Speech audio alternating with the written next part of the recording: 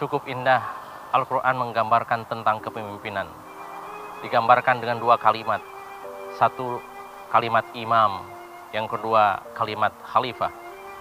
Imam artinya menuju atau meneladani. Khalifah artinya di belakang atau pengganti. Dua kalimat ini menggambarkan cukup indah tentang kepemimpinan. Di sini Al-Quran ingin menggambarkan tentang kepemimpinan itu. Jika engkau menjadi pemimpin di depan, teruslah Anda menjadi panutan. Ingarso sung tulodo. Namun, dikala engkau berada di belakang, engkau jadikanlah sebagai mendorong semua arah dan kehendak sang pemimpin. Al-Quran memberikan paparan cukup indah. Bahkan bahasa kita mengatakan tuturi handayani. Gambaran ini begitu indah sekali. Bahkan Al-Quran memberikan arahan-arahan yang cukup dalam tentang kepemimpinan itu. Ada 4 sifat yang harus dimiliki oleh seorang pemimpin. Seorang pemimpin harus memiliki sifat sidik. Sidik merupakan kebenaran dan tangguh dalam berucap. Benar dan sungguh-sungguh dalam berkata. Benar dan sungguh-sungguh dalam bertindak. Sifat kedua, Al-Quran menggambarkan bahwa seorang pemimpin harus punya sifat amanah. Amanah merupakan kepercayaan. Dia akan sangat sungguh-sungguh menjaga amanahnya. Dari siapa amanah itu datang, entah dari Allah Subhanahu wa Ta'ala atau dari yang dipimpinnya. Sifat ketiga, Al-Quran menggambarkan seorang pemimpin dia harus bersifat patonah. Dia cerdas. Sehingga dengan kecerdasan itu, dia mampu melahirkan suatu solusi bagi apapun permasalahan yang dihadapi, walau sekitar apapun. Terakhir, yang keempat, Al-Quran menggambarkan sifat seorang pemimpin, dia harus tabligh. Dia harus menyampaikan dengan penuh jujur. Dia harus menyampaikan kepemimpinan dengan penuh kesabaran. Begitulah gambaran yang cukup indah Al-Quran tentang sebuah kepemimpinan.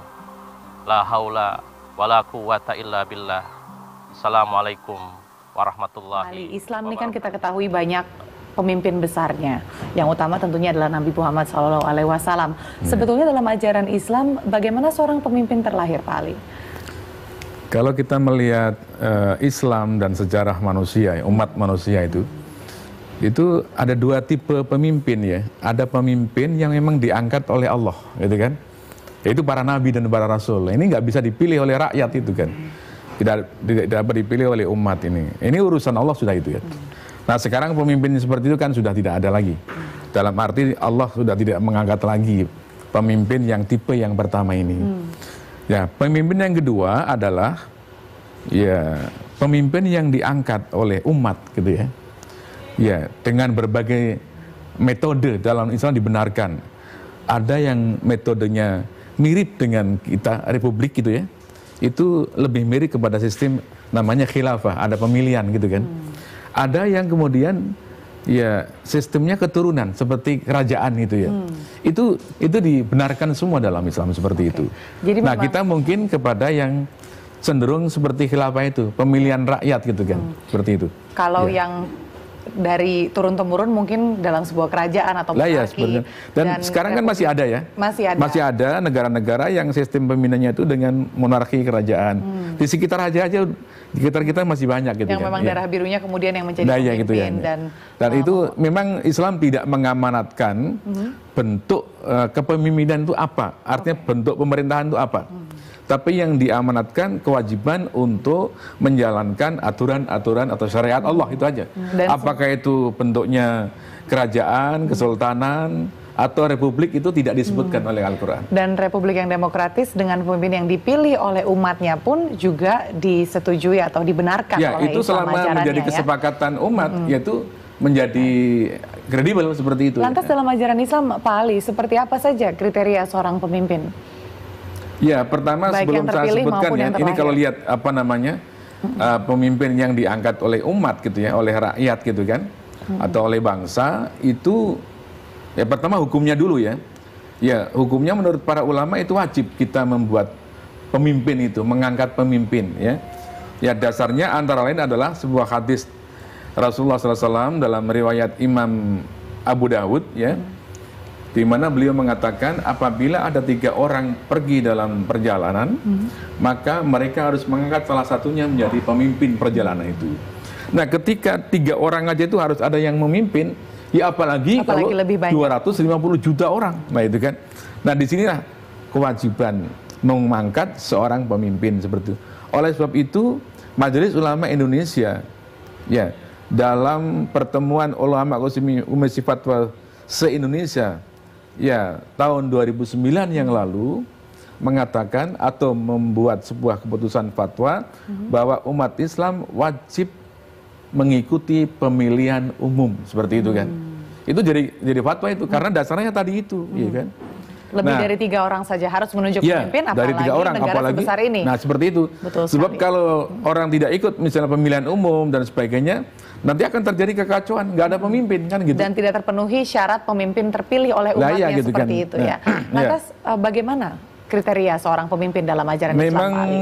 sering disebut-sebut ya, misalnya pemimpin itu memiliki 4 syarat atau 4 sifat ya, yang sering disebut-sebut orang gitu kan.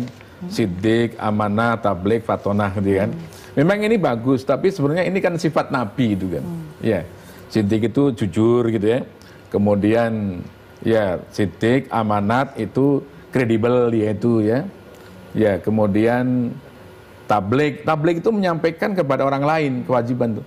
Dan yang keempat adalah fatonah, kecerdasan. Ini sifat wajib yang dimiliki oleh para nabi seperti itu. Tapi banyak orang ya menganggap ini sebaiknya jadi sifat pemimpin. Ya, memang ya bagus sebaiknya gitu ya. Tapi ada ayat yang bercerita tentang ya Nabi Musa itu ya, ketika menolong seorang wanita, seorang putri yang oleh sementara orang disebut putri Nabi Syuaib ya, tetapi ternyata itu dibantah, bukan Nabi Syuaib, tapi seorang ulama lah dari warga setempat begitu ya. Nah, ketika sudah dibantu mengambil air itu, wanita tadi, putri tadi berkata kepada bapaknya, berilah upah orang ini ya, karena inna khaira man istajartal qawiyul amin. Sebaik-baik orang yang kau beri upah adalah orang yang kuat dan orang yang dapat dipercaya. Nah, ini oleh para ulama, saya pernah mendengar keterangan-keterangan bahwa pemimpin itu seyogianya yang memiliki 2 sifat itu. Ya, al-qawiyul amin ya, kuat dan kredibel gitu. Amin, dapat dipercaya. Nah, kuat ini bisa bermakna banyak ya. Kuat pikirannya alias pinter gitu kan. Kuat Tentunya fisiknya. kalau harus menyampaikan keseluruhan ayat-ayat suci dalam kitab suci Al-Qur'an atau menyampaikan segala macam ajaran Islam harus memiliki kekuatan Ya jelas, itu kalau tadi saya sebut tinggi. sifat-sifat Nabi tadi ya fatonah tadi, ya kan? Pinter gitu kan. Nah, kuat fisiknya, tidak sakit-sakitan gitu ya. Dan kuat pendirian, gak mudah didikte orang seperti kan itu. Seperti itu. Kemudian al-amin artinya dapat dipercaya. Jadi pemimpin tidak cukup hanya kuat saja atau amin saja, nggak kuat, nggak bisa. Ya. Jadi harus Mungkin bahasa kedua. kita yang mudah ya, itu orang-orang sering menerjemahkan dia pinter dan benar gitu loh. Nah gitu kan, jangan pinter saja, kalau pinter aja nanti akan menipu rakyat gitu kan. Tapi kalau Kepintaran itu harus benar digunakan saja, untuk, kalau benar saja ditipu rakyat gitu kan. Oke. Ya, jadi harus pinter dan benar. Baik. Nah itu terambil dari ayat tadi begitu ya. Jadi minimal harus memiliki 2 kualitas itu. 2 kualitasnya. Baik. Ya, al-qawiyul amin, ya kuat dan kredibel. Yang Gitu. pintar dan yang benar. Tahun ini adalah tahun politik. Banyak orang bertanya gimana caranya milih. Awas, tahun politik. Jangan Anda menjadi korban. Umat Islam sekarang banyak jadi korban permusuhan. Makanya dimulai dari Al-Bahjah. Tidak boleh bermusuhan gara-gara ngurusi calon pemimpin. Ini mudah, wah ribut. Belum apa-apa sudah bikin ribut. Bagaimana bisa menjadi baik nanti setelah itu? Maka sekarang Anda rambu-rambu sudah. Tujuan kita adalah Allah dan Rasulnya. Untuk memilih pemimpin sederhana. Ada kisah politik yang kita ambil dari baginda Nabi. Kepada calon pemimpin yang mendengar suara ini kisah yang pertama adalah kisah untuk calon pemimpin. Dan ini terjadi kepada pemimpin agung baginda Nabi. Kisah politik yang pertama yang kami hadirkan, baginda Nabi waktu berdakwah di Mekah, mula-mula dakwah ini dimusuhi oleh orang-orang Mekah. Orang-orang kafir memusuhi Nabi, dan saking pegelnya, gelisahnya mereka dengan Nabi, mereka datang kepada Nabi dan menawarkan kepada Nabi Muhammad, "Hei Muhammad, berhentilah engkau dari menyeru kepada agama yang kau bawa. Jika engkau mau berhenti, akan aku beri engkau kerajaan, aku beri engkau kekayaan, dan aku pilihkan untuk wanita tercantik di Mekah." Kalau calon gubernur atau bupati hari ini gimana? Ya nggak apa-apa, setelah itu saya akan berdakwah, kan gitu. Yang penting jadi raja dulu, baru berdakwah, kan gitu. Nabi tidak, dakwah tidak. Kalau memang kepada Allah, tujuannya kepada Allah, tidak boleh berbohong.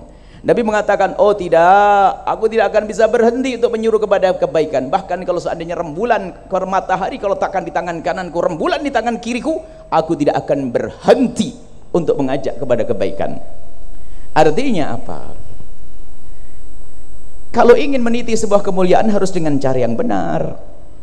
Tujuannya katanya untuk kebaikan, untuk menjaga bangsa, menjaga umat. Tentunya caranya pun harus benar dan baik. Jangan sampai di saat menitinya dengan cara yang baik, sampai di atas nggak bakal bisa baik itu orang. Itu orang. Nggak usah nunjuk ke siapa-siapa. Saya samain, itu orang nggak bisa baik. Kalau sudah caranya nggak benar, menfitnah, menjatuhkan orang, mengunjing orang, dan macam-macam, pakai duitnya orang, semuanya urusan dengan orang. Kalau jadi pemimpin gak bakal bisa baik orang seperti itu. Nabi saja ditawari. Mestinya kalau pikiran orang sekarang, ya sudahlah, kamu jadi presiden dulu, jadi gubernur dulu, jadi bupati dulu, nanti setelah itu bangun pondok. Setelah itu dakwah.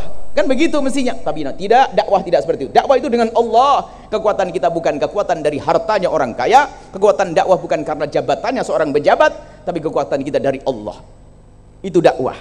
Dan Nabi kuat setelah itu.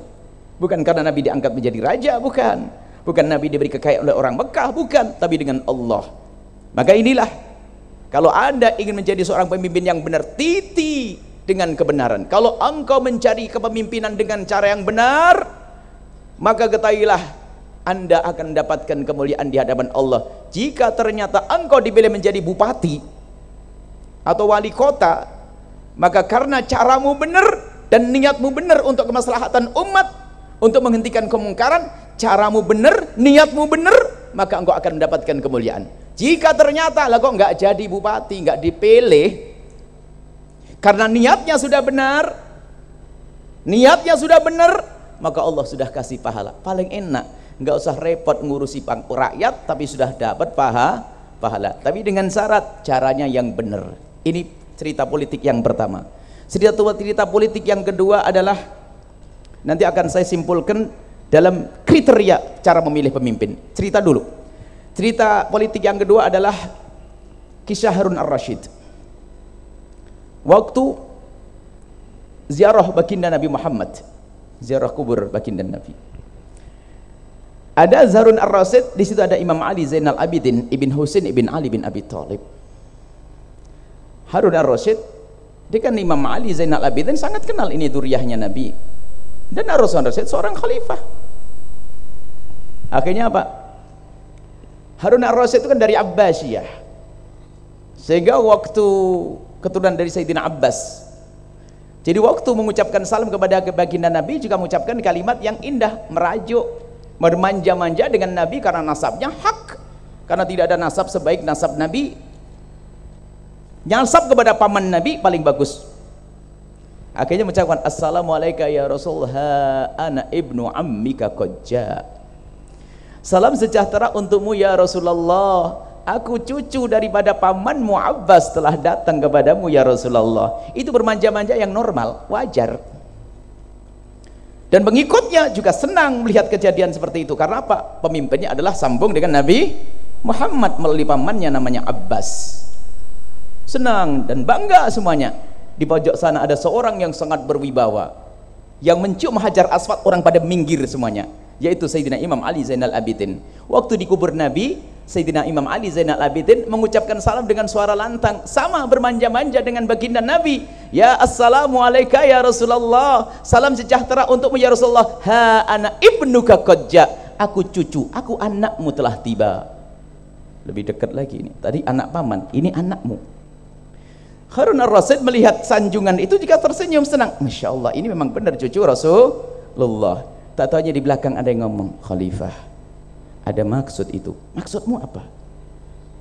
Karena kamu menyebut pangkatmu dengan Nabi, dia ingin menyebut pangkatnya lebih tinggi dari kamu. Ada maksud politik. Akhirnya dalam riwayat seketika itu Harun ar-Rasyid terpedaya. Sehingga apa? Imam Ali mau dihukum, mau ditangkap. Cuman Allah memberikan kesadaran kepada Harun ar-Rasyid setelah itu sadar bahwasanya yang dilakukan itu salah. Jadi Imam Ali Zainal Abidin ditangkap karena dia menjadi rival, seolah-olah ingin merebut tentang kekuasaannya, disingkirkan.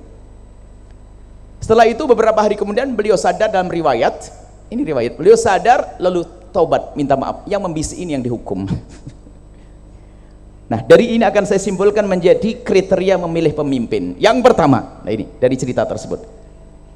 Dari kisah yang kedua ini, biarpun orangnya baik, tapi kalau yang ngusung tidak baik, jangan dipercaya. Dia bakal dibisiki dengan kebusukan. Hati-hati. Jelas? Harun ar-Rasyid baik, tapi dibisiki loh. Yang bisiki ini loh, hati-hati. Partai itu bisikin loh ya. Saya tidak ada urusan dengan partai merah, putih, kuning, hijau. Itu adalah partai kita semuanya. Pokoknya gabung, pokoknya ngaji beda. Partainya partai Al-Bahjah nanti. Saya tidak punya urusan. Ini warnanya ada kuning, ada merah, ada hijau, ada macam-macam. Baik, ketahuilah bahwa biarpun orang baik yang ngusung itu siapa? Biarpun dia sangat baik, Anda mengetahui dia orang dermawan, dia seorang yang soleh, keturunan baik, dan segala macam kebaikan ada pada dia, tapi kalau yang ngusung itu nggak bener, dalam perjalanannya akan dibisikin, bisa menjarakan orang baik, menjarakan Imam Ali Zainal Abidin nanti. Hati-hati. Baik, ini kemudian kami simpulkan menjadi sebuah catatan kalau Anda ingin memilih pemimpin. Yang pertama, Anda harus tahu betul bahwasanya pemimpin itu baik kepada Allah dan Rasulnya, dekat dengan kemuliaan. Sholatnya aja nggak pernah tahu, gimana Anda milih amanat di hadapan Allah? Anda berani ngangkat dia, tidak tahu sholatnya dia, tidak tahu bagaimana urusan dengan Allah, Anda akan masuk neraka terlebih dahulu dengan dia. Hati-hati. Anda tahu sholatnya enggak, tahu sujudnya enggak, kebaikannya seperti apa? Apalagi Anda sudah mengerti dia banyak melakukan kemungkaran misalnya. Lah kok masih Anda pilih? Wal, berarti Anda telah daftar, ya Allah, masukkan saya ke neraka sebelum Pak Bupati atau Pak Wali Kota. Hati-hati. Majelis Al-Bahjah itu aman. Insya Allah nggak ada calon-calon yang datang ke sini mau pamer apa-apa, karena dijaga insya Allah oleh Allah ya. Baik, yang pertama adalah Anda harus tahu dia itu baik kepada Allah. Kemudian yang kedua, dia harus baik dengan sesama manusia. Nggak cukup orang ahli sujud.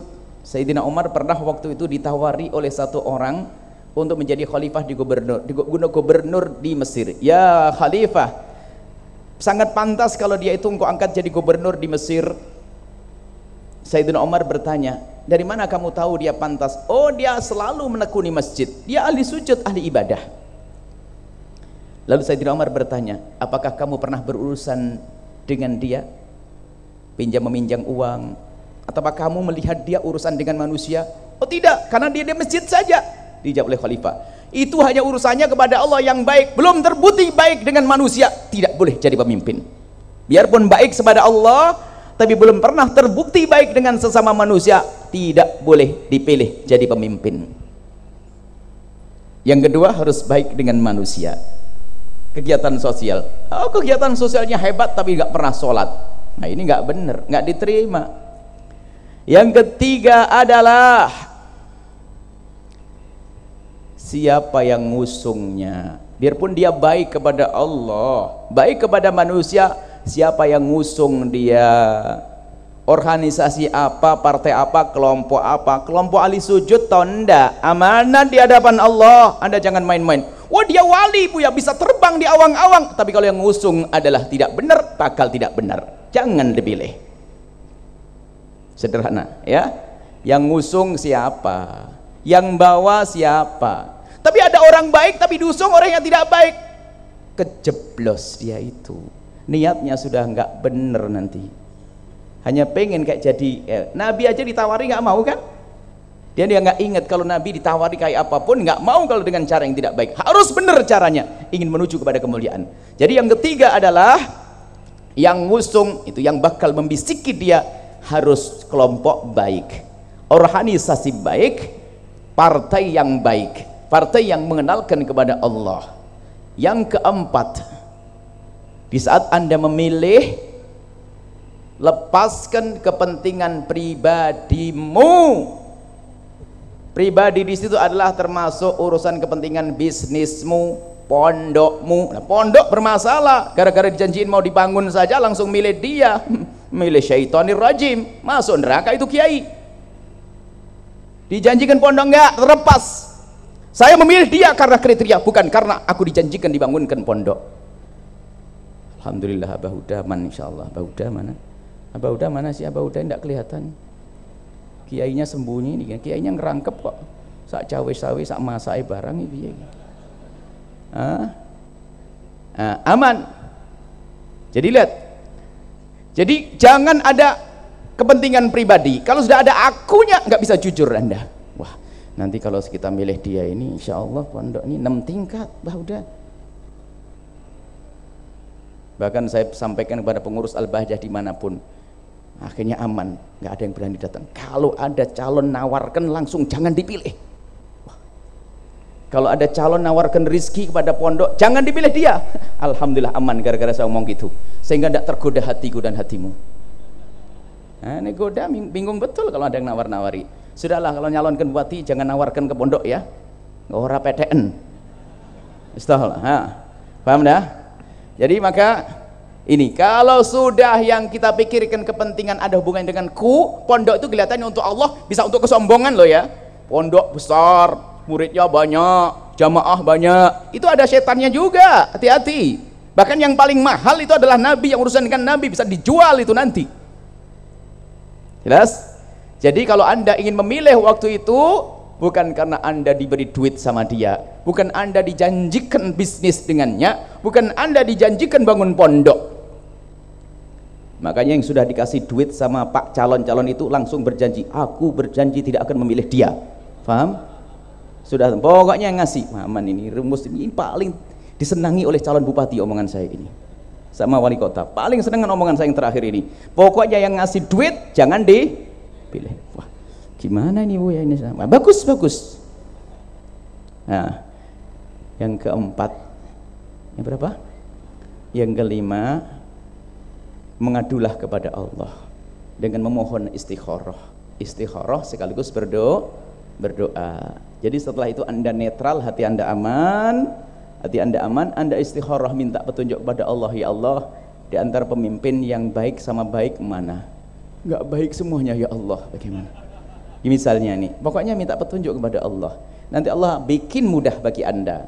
Ingat, ini adalah cara memilih menyemilih calon baik.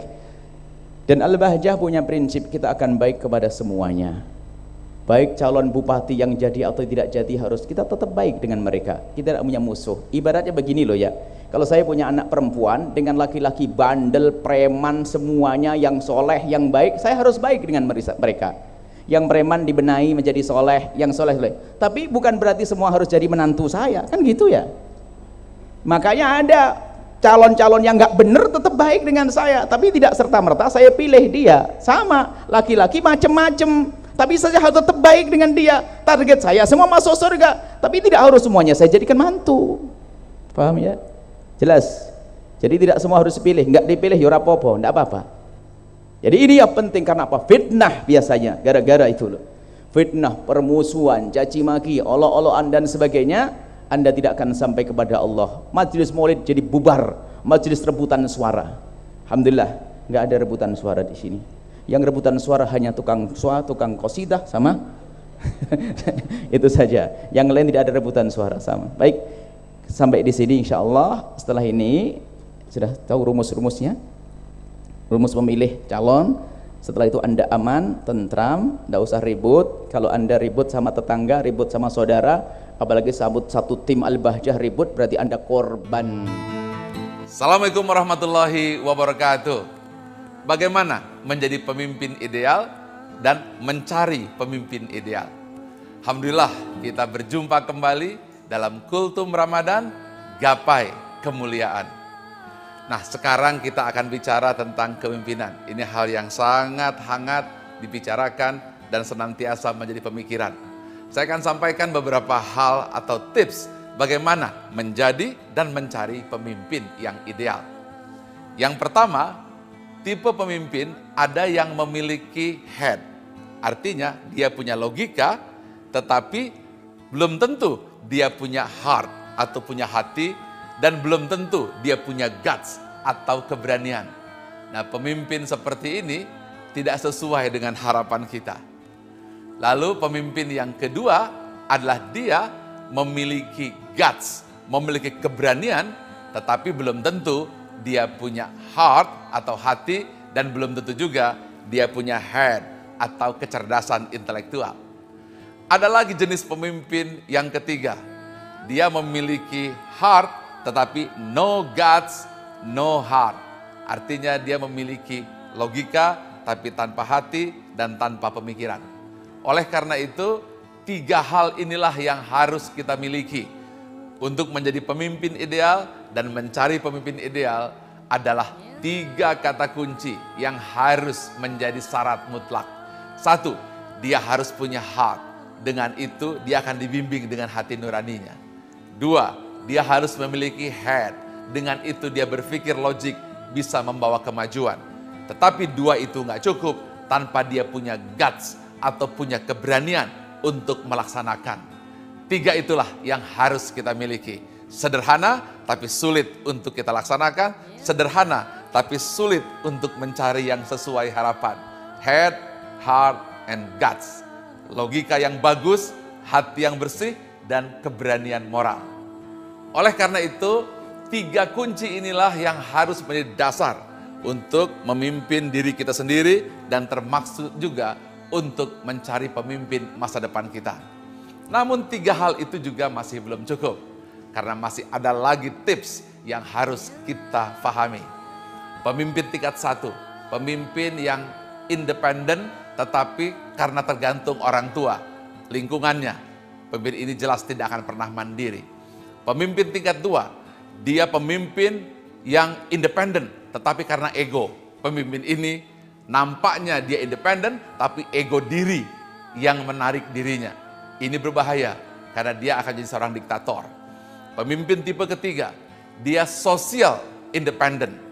Dia memiliki ketergantungan dengan sosial sehingga langkah-langkah keputusannya senantiasa bergantung kepada lingkungan. Cukup bagus, tetapi belum cukup karena dia tidak akan pernah berani mengambil keputusan dan penuh dengan keraguan. Yang kita harapkan adalah pemimpin tingkat 4, di mana dia memimpin karena memiliki nilai-nilai komitmen integritas. Dia tidak peduli dengan lingkungan bagaimanapun, karena baginya nilai-nilai pribadi seperti integritas, kebersamaan, tanggung jawab menjadi nilai yang utama. Tetapi itu pun belum cukup, karena ada pemimpin yang paling kita perlukan, pemimpin tingkat 5. Apakah dia? Dia tergantung untuk lingkungan, tetapi berpegang kepada prinsip-prinsip nilai moral yang dipegang teguh. Pemimpin inilah yang kita cari, karena pemimpin seperti ini mampu melihat perbedaan sebagai sebuah kebersamaan. Nah, untuk itu saya akan memberi contoh bagaimana pemimpin tingkat 5 dalam berperilaku. Kisahnya adalah Umar bin Khattab. Pada suatu hari dia mengadakan belusukan di tengah malam. Lalu dilihatnya ada sebuah tenda yang lampunya menyala, tetapi ada anak menangis. Umar datang ke sana. Di dalam sana didengarlah si ibu sedang memasak makanan, ya, nampak dia sedang mengaduk-ngaduk makanan. Namun saat yang bersamaan ada anaknya menangis.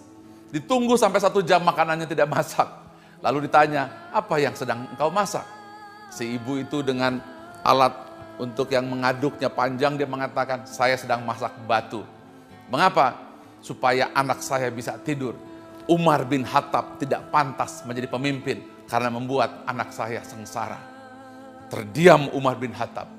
Besok paginya Umar segera pulang ke Madinah dan dia membawa 1 karung makanan, dan di tengah perjalanan nampak Umar keletihan.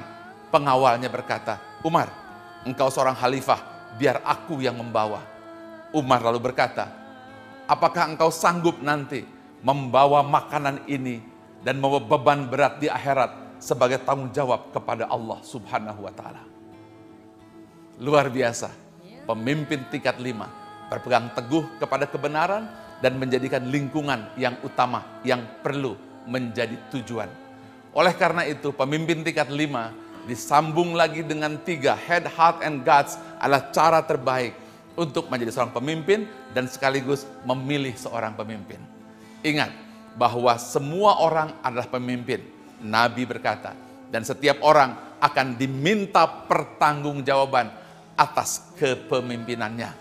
Mudah-mudahan di hari yang penuh rahmat, di hari yang penuh barakah ini, Allah menuntun hati kita hingga kita menjadi pemimpin. Pemimpin bukan hanya untuk negara, bukan hanya untuk bangsa, bukan hanya untuk keluarga, tapi yang terutama adalah memimpin diri kita sendiri. Mintalah fatwa kepada hati, disitulah dia akan memimpin logika dan akan membangun sebuah keberanian, lalu menjadikan masyarakat yang utama. Mudah-mudahan kita semua mendapatkan pemimpin yang terbaik, pemimpin yang mampu memimpin bangsa dan memimpin lingkungan serta dirinya sendiri. Terima kasih. Assalamualaikum warahmatullahi wabarakatuh.